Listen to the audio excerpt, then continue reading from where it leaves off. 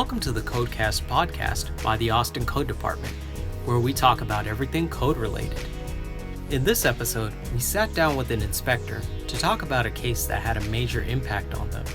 So let's go ahead and get started.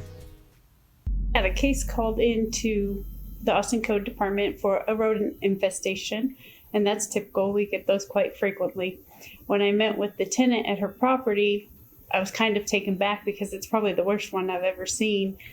In this situation specifically, I was able to contact her landlord, and he met me out there the next day. He as well went inside and was in there for a short time and turned around and walked out because it was really hard to be in there. He was a little upset. He didn't know the situation was that bad. And he was taken back as well because he didn't know at this point how he could fix things. You know, it was going to be more than just calling out an exterminator. Rodents had chewed through things. There was holes in the walls. And after we did a quick inspection, we went back outside to talk. And I just asked her, you know, how are you able to live in here? And she stated that she just does. She just got used to it. From head to end of tail, probably about 10 inches. They were huge. When I went in the property, the odor was really strong. I had to wear double masks on my face. The walls were really dirty with a greasy, dark grime. It was just filthy, and it was from the rodents rubbing, you know, their oils from their fur and their feces and stuff like that. At that point, she had quarantined off her own kitchen. She put up some type of curtain on between the living room and the kitchen and pretty much gave the kitchen up to the rodents. You know, the rats would run in and out. I could hear them scurrying around in the walls, and just tons of stuff, debris, shredded materials from the rodents fell out of the closet. She doesn't use that closet anymore. So essentially she was quarantining herself to her living room and her bedroom. And both of those areas were kept really clean as possible. But that was the only usable space in that house. And of course they had chewed through wires. So she had, I think, one working plug at the time. So it was cooler out in those months. She had a space heater she would plug in, but she would have to unplug that to charge her phone. And she just was working off of one plug because they've already pretty much demolished the electrical system as well.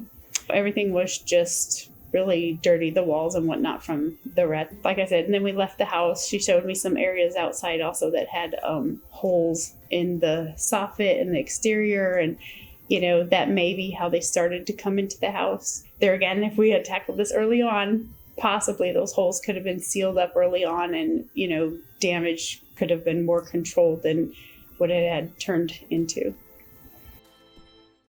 We had a conversation. He put a plan into place and contacted an exterminator to at least start an assessment of what could be done to rectify the situation. They were able to temporarily house her somewhere else while the work took place. And so, of course, that work involved some structural issues that needed to be fixed. So they had to start by boarding up holes on the exterior of the house and on the interior of the house, the treatment, the complete cleaning of the entire house.